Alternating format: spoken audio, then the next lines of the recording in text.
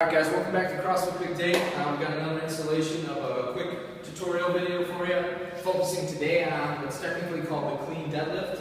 More specifically, we're focusing on what we refer to as the first and second pull of either the deadlift or the snatch. This little drill or movement that I'm going to take you through can be performed with both the clean and the snatch. I'm going to demo with the clean, maybe a quick one with the snatch later.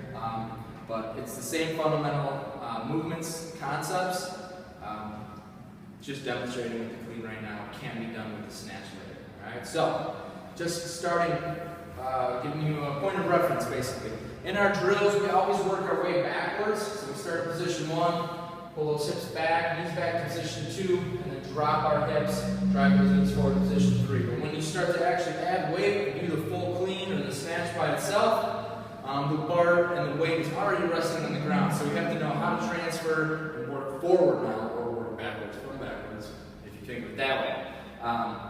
So I'm just going to give you a quick demonstration, run through how to do that. So the first thing you want to know is when you're getting set up, as always, your feet should be hip width apart. On any clean or snatch, the bar should be directly over the base of your toe, so that's right where your shoelace ends. So your shin's not going to be right next to the bar like a traditional deadlift and things like that. You're going to have a little distance out away from that, okay? So, working our way backwards, okay? Position 1, we're pulling those knees back to position 2 with the tight arch. And then down in position 3, what we always sometimes miss is we are dropping that butt straight down, driving our knees forward over the bar. All right? My hips are a little higher than my knees, my back is arched, my chest is up. So this same position as we move through this is the same position we want to be directly in when we go walk up to the bar. Okay? So if I'm demonstrating, I'm going to get myself set up here.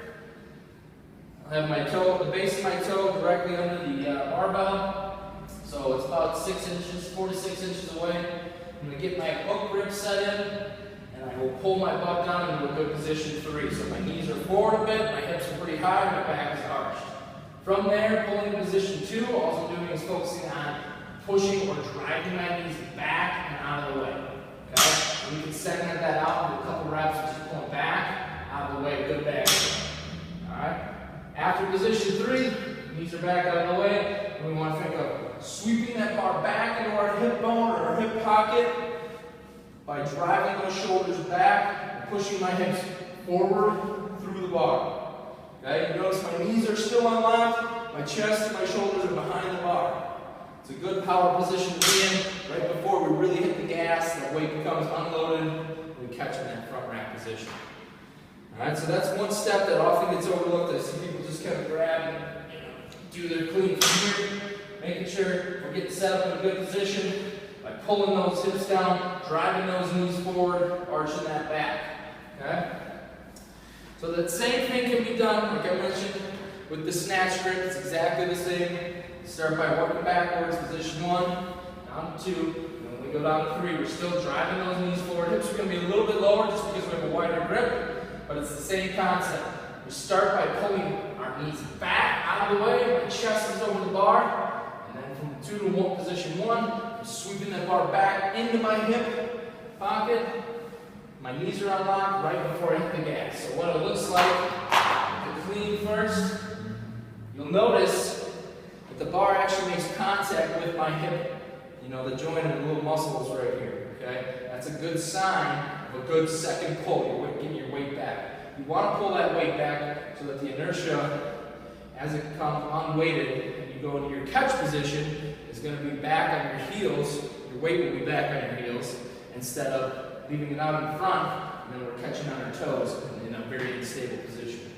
So, some good drills we can do are just some high shrugs, setting up in a good position 3, coming to 2, 1, just getting a high shrug. You can do a high pull as well, add the arms in, pull those knees back, up to 2, shrugging that bar up. And then lastly, I'm just going to do the full clean. I want you to really focus on my hips here. Notice that the bar is actually making contact with my hip joint. Alright, before it becomes airborne. So pull my knees back, 2, and I'm actually hitting off my thighs before that bar becomes unweighted.